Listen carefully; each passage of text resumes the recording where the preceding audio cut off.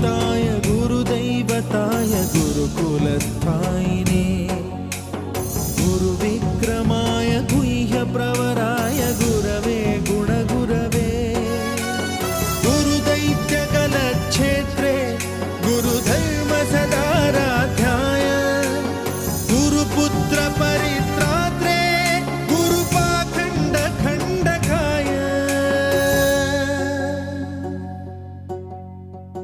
गीतसाराय गीततत्त्वाय गीतगोत्राय धीमहि